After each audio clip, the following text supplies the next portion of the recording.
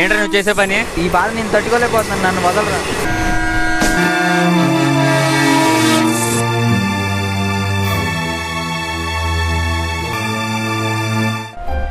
బాధ ఏంటో నీ బాధ? బాధ అంటే ఏంటో, అది ఎంత నొప్పిగా ఉంటుందో నన్ను అడుగు, నన్ను మాత్రమే అడుగు. నువ్వు నన్ను ఎప్పుడు 3 విషయాలు అడుగుతుంటావే, గుర్తున్నాయా?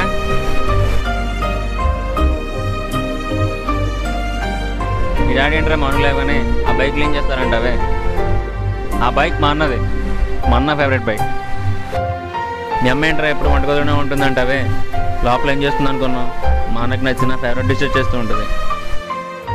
నువ్వు నన్ను ఎప్పుడూ ఎగతాళి చేస్తూ ఉంటావే, ఏంటి అర్థంలో ఇంట్లో ఎప్పుడూ టీవీ చూస్తూ ఉంటావని. అది మా అన్నకి టైం దొరికితే చేసే పని అది.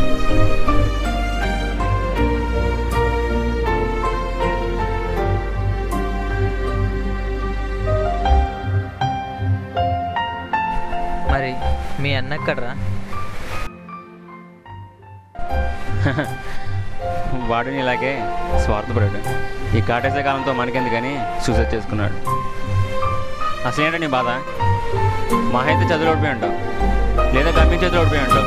అది కాకపోతే ఒక అమ్మాయి మనసులో చిన్న స్థానం సంపాదించగల ఓడిపోయి ఉంటావు.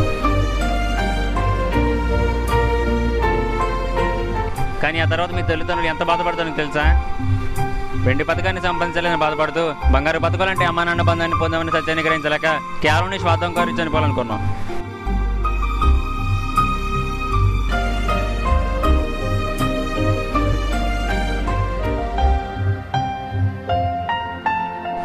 ఎంత జరిగినా కూడా కానీ వాళ్ళ బాధలో కూడా చిన్న స్వార్థం ఉంది. మార్నింగ్ బండి క్లీన్ చేసి పెడితే కొడుకు తిరిగి వస్తాడనుకునేది తండ్రి స్వార్థం. తనకు నచ్చిన వంటలు చేసి పెడితే కొడుకు తిరిగి వస్తాడనుకునేది అమ్మ స్వార్థం.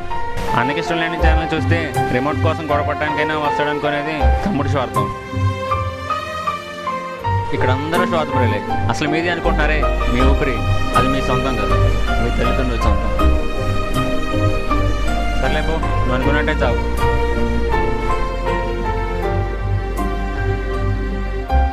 కానీ ఒక్కటి ఆలోచించరా, నీ పాటికి నువ్వు సూసైడ్ చేసుకుంటే ఆ తర్వాత మీ అమ్మ ఎప్పుడు వాడి పక్కనే ఉంటావో, ఇప్పుడు ఏమో ఎవరైనా అడిగితే నేనేమో చెప్పాలి?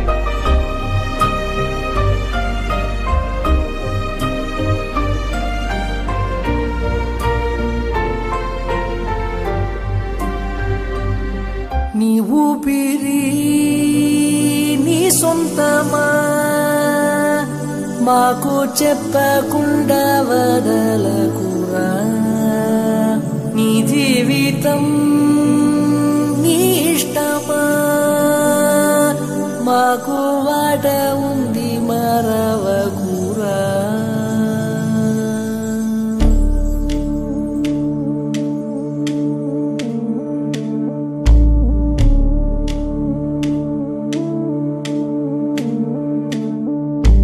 గాలికో వానకో కూలిపోనీయగా